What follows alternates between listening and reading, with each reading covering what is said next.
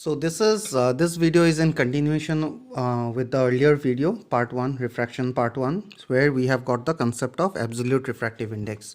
So how can we write absolute refractive index? It is written as the ratio of speed of light in air or vacuum divided by the speed of light in the given medium.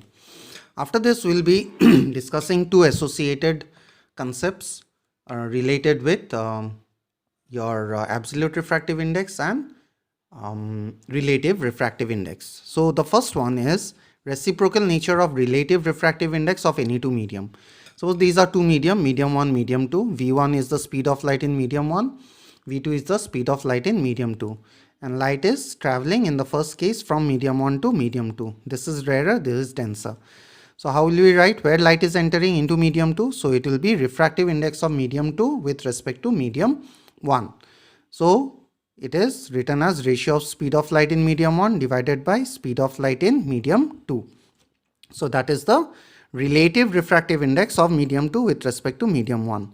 Now what we do, if we are allowing the light to trace back its path, how can we do it? Suppose we place a plane mirror normally to this refracted ray.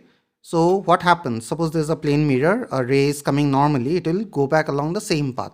So here also when we place the mirror normally in the path of the refracted ray, that ray will go back. Now this will behave as the incident ray and this will be the refracted ray. So if the ray is allowed to trace back its original path, so what we get? Now the ray is going from medium 2 to medium 1. So where it is entering now, it is entering into medium 1. So it will be the refractive index of medium 1 with respect to medium 2. So it will be V2 by V1. Now this thing N1 2, if we write it as this part, if we write 1 by, then this thing will get reversed, V1 by V2. What was V1 by V2? It was refractive index of medium 2 with respect to medium 1. So instead of V1 by V2, we can write N21. So what we find, refractive index of medium 1 with respect to medium 2 is nothing but the reciprocal. Reciprocal means 1 by refractive index of medium 2 with respect to medium 1. To understand one example, suppose we take a pair of medium, air and glass, and suppose in the first case light is entering from air to glass. So it is given that it is the refractive index of glass with respect to air is suppose 1.5, and the question is you are asked to find out refractive index of air with respect to glass. So what you have to do, you have to take the reciprocal of that. This is how we apply it. Second concept is the relation between relative refractive index and absolute refractive index. So suppose we take this case, the first case, where the light is coming from medium 1 and entering into medium 2. So it is the relative refractive index of medium 2 with respect to medium 1. So it will be V1 by V2, speed of light in medium 1 by speed of light in medium 2.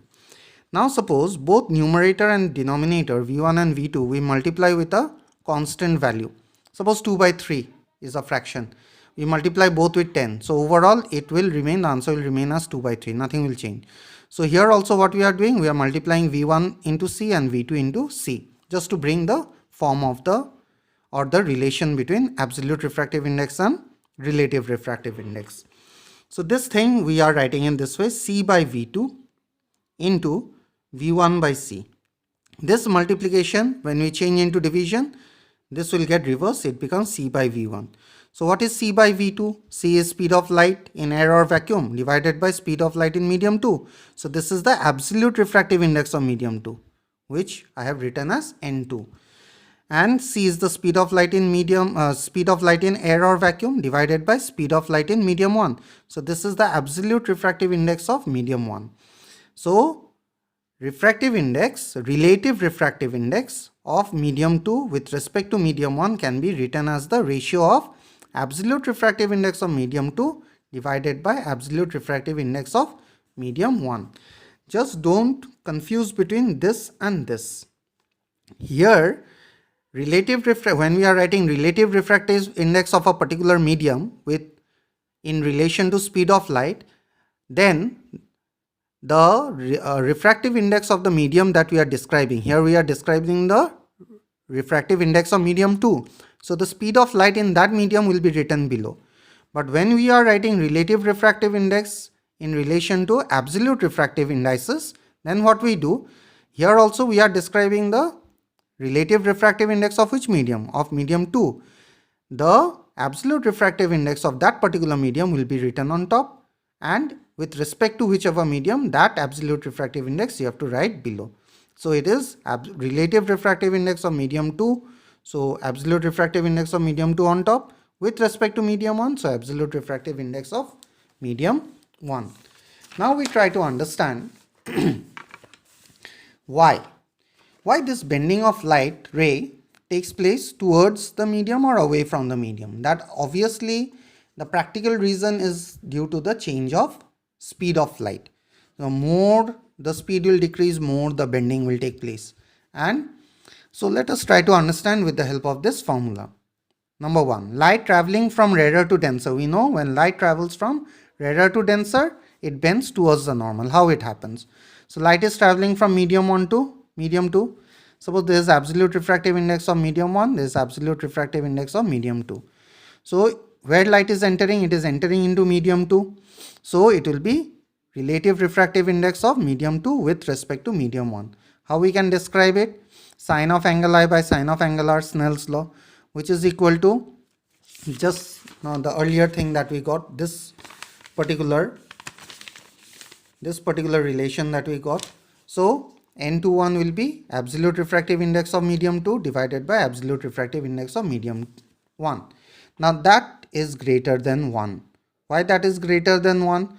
Because your speed of light in this medium is more and speed of light in this medium is less.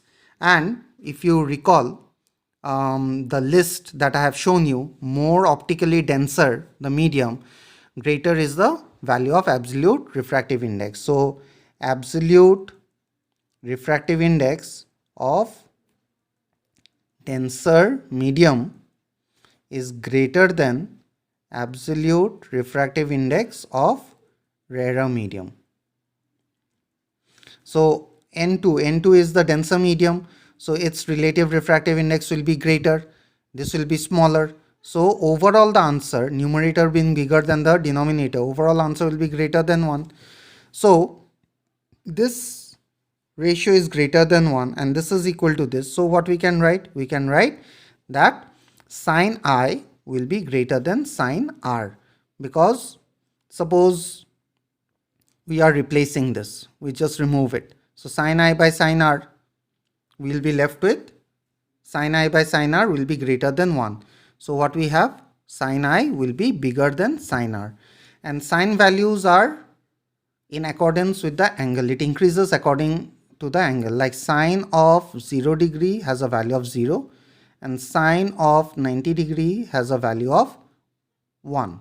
So as the degree will keep on increasing, sine value will also keep on increasing. So angle sine of angle I is greater than sine of angle R. Therefore we can say sine cancel. So we can say angle I is greater than angle R. So we can write it in the reverse way. That is, angle of refraction will be lesser. Just this one, this side we have changed the sign.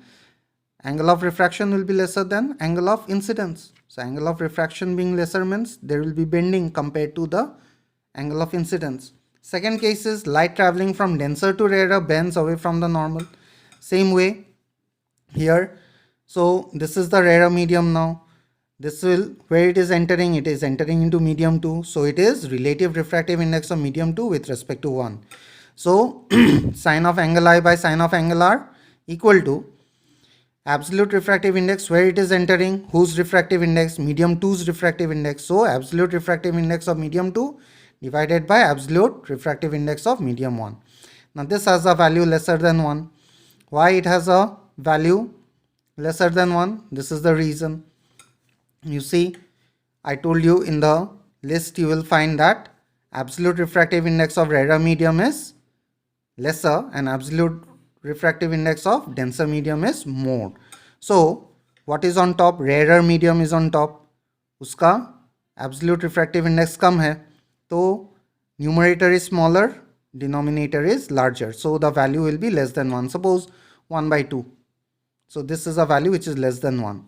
So now we overlook this part, we compare this with this. So sine value of angle I by sine of angle R is less than 1. So we take this side. So it will be left with sine of angle I will be less than sine of angle R. You simply take here just like we do cross multiplication, you take this sine of angle R that side. So what we will get, sine, it will be lesser than sine of angle R. Sine common, you cancel, you will be left with angle I will be less than angle R. If you write it in the reverse order, angle R will be greater than angle I. So that means angle of refraction will be more compared to angle of incidence. That means the ray is bending away from the normal. And the last concept, that when a light ray comes normally, there is no refraction. So why it happens so? Again the same thing. So where the light is entering, it is entering into medium 2. So it will be relative refractive index of medium 2 with respect to 1. So sin I by sin R. So that will be absolute refractive index of medium 2 with respect to medium, absolute refractive index of medium 1. So now we interchange little bit sine of angle I, and we bring this here and this n to below, and this sine of angle R we take on this side. Now sine of angle I is how much here? Angle of incidence is 0 degree. So sine of 0 degree has a value of 0. So 0 multiplied by anything makes the whole thing 0. So 0 will be equal to sine of angle R. So sine of angle R is 0 means angle R is having a value of 0. So therefore the ray will pass without any kind of refraction. Angle of incidence also is 0, angle of refraction is also 0. That means it will pass normally. So these are the three description to understand why a light bend towards or away from the normal, and when it is coming normally, it does not undergo any bending. In the third part of the refraction video, I will be discussing about different phenomena like bending of light ray in case of swimming pool, or when we put a pencil inside a glass containing water, how light bends when it passes through a rectangular glass slab and through a prism. These are the topics I will be discussing in the third part. Thank you.